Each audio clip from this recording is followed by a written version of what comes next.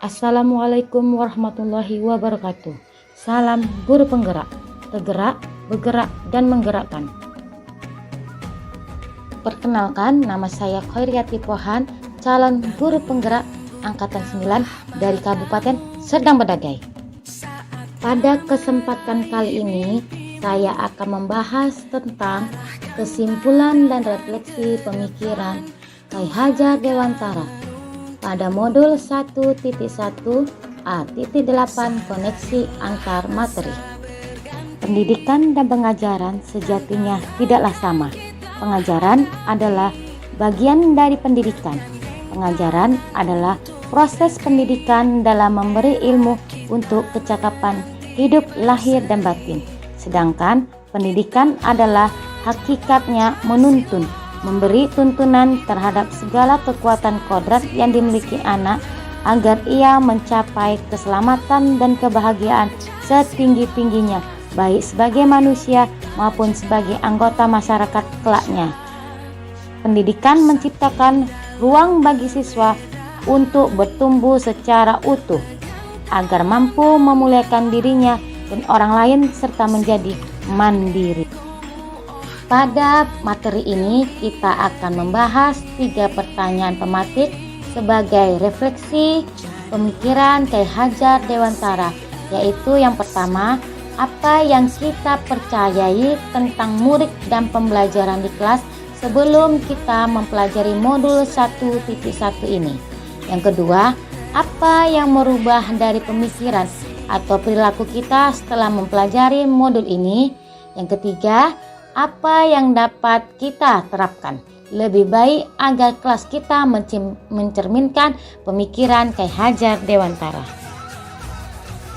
Yang saya percayai tentang murid dan pembelajaran di kelas sebelum saya mempelajari modul 1.1 ini adalah: yang pertama, guru mendominasi pembelajaran atau yang disebut teacher center. Yang kedua, pembelajaran berfokus pada ketercapaian materi dan KKM mengutamakan aspek kognitif anak. Yang ketiga, guru kurang memahami karakter anak. Yang keempat, siswa pasif dan motivasi belajar siswanya rendah. Kelima, suasana kelas yang tertib, tenang, dan anak-anak yang memahami materi adalah fokus utama bagi guru. Berikut ini adalah video suasana pembelajaran selama mengikuti pendidikan guru penggerak pada modul 1.1, yaitu pembelajaran yang lebih berorientasi kepada guru yang sering disebut dengan teacher center, sehingga pembelajaran yang dihasilkan tidak pembelajaran yang tidak aktif, tidak inovasi, sehingga membuat tidak adanya feedback yang baik dalam pembelajaran. Pembelajaran kurang aktif, kurang menggali ilmu, kurang bereksplorasi dan merumuskan materi yang didapat dalam pembelajaran adalah pembelajaran yang tidak menghambakan diri pada siswa. Berarti pembelajaran ini tidak sesuai dengan pemikiran K. Hajar Dewantara. Sesudah mempelajari modul 1.1 yang merubah dari pemikiran atau perilaku saya setelah mempelajari modul ini adalah: saya sebagai guru bukan satu-satunya sebagai sumber belajar. Yang kedua, pembelajaran yang kita lakukan berpusat pada murid. Yang ketiga, menghargai setiap karakter belajar siswa. Yang merubah dari pemikiran atau perilaku saya setelah mempelajari modul ini adalah merubah perilaku saya. Yang pertama, dengan cara mengemas pembelajaran secara menarik agar motivasi siswa meningkat, seperti menyediakan media-media pembelajaran, adanya ice breaking, adanya games, adanya assessment secara online, dan lain sebagainya. Kedua, memberikan kebebasan kepada setiap siswa untuk menyelesaikan setiap tugasnya sesuai dengan minat dan bakatnya dan kreativitasnya masing-masing sesuai dengan kodratnya. Yang ketiga, lebih cermat melihat bakat anak atau menuntut sesuai dengan kodratnya. Keempat, mengikuti komunitas belajar untuk menjadikan kita sebagai guru pembelajar sepanjang hayat. Berdasarkan keempat pemikiran yang telah saya sampaikan, maka kelas yang saya akan buat adalah kelas berdasarkan cerminan pemikiran Ki Hajar Dewantara berdasarkan 7 kriteria. Yang pertama yaitu merancang pembelajaran yang interaktif dan menyenangkan dengan melibatkan peserta didik. Kedua, menerapkan pembelajaran berbasis kearifan lokal dan budaya setempat. Ketiga, menerapkan konsep merdeka belajar dan mengintegrasikan setiap pembelajaran dengan pencapaian profil pelajar Pancasila sebagai pembentukan karakter bangsa Indonesia. Yang keempat, pembelajaran yang mengutamakan aspek budi pekerti. Kelima, menerapkan sistem AMONG, yaitu pendidikan yang menuntun bukan menuntut. Keenam, pembelajaran yang sesuai dengan kodrat alam dan kodrat zaman anak. Yang ketujuh, mengintegrasikan permainan dalam pembelajaran. Berdasarkan 7 kriteria pembelajaran kelas yang telah saya paparkan, berdasarkan pemikiran Ki Hajar Dewantara, maka saya berkolaborasi dengan teman sejawat 1M GMP IPS di SMP Negeri 1 Dolok Masihul untuk menciptakan suasana kelas yang berdiferensiasi sesuai dengan pembelajaran Ki Hajar Dewantara. Hal yang perlu saya perhatikan adalah adanya perbedaan kebutuhan belajar peserta didik berbeda satu sama yang lain, meliputi diferensiasi konten, proses, dan visualisasi. Pembelajaran yang berpihak kepada murid, yaitu pembelajaran yang memerdekakan pemikiran dan potensi murid. Langkah-langkah pembelajaran berdiferensiasi terdiri dari pendahuluan, inti, dan penutup. Pendahuluan terdiri dari atas. Yang pertama, mengucapkan salam, menanyakan kabar peserta didik. Ketiga, menanyakan kesiapan belajar peserta didik. Ketujuh, kebersihan kelas. Kelima, berdoa. Keenam, menyanyikan lagu nasional. Ketujuh, absensi. Dan kedelapan, memberi motivasi. Hal ini dilakukan untuk membentuk karakteristik pembelajaran yang bukan hanya menyampaikan materi tetapi pembentukan budi pekerti sesuai dengan pemikiran Ki Hajar Dewantara. 8. Guru menanyakan pelajaran minggu yang lalu. 9. Memberikan persepsi. 10. Guru menyampaikan tujuan pembelajaran. 11. Mengaitkan materi sebelumnya.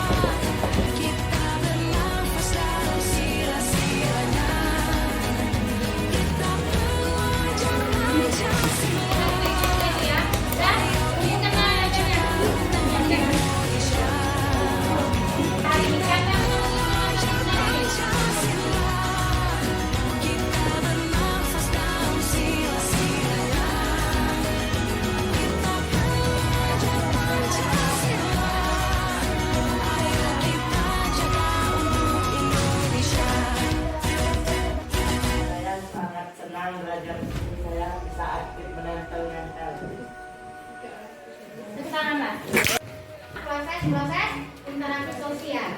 Sampai sini. Kesimpulan dalam pembelajaran berdiferensiasi ini adalah perlu diperhatikan bahwa dalam mengidentifikasi atau memetakan kebutuhan belajar murid tidak selalu harus melibatkan sebuah kegiatan yang rumit.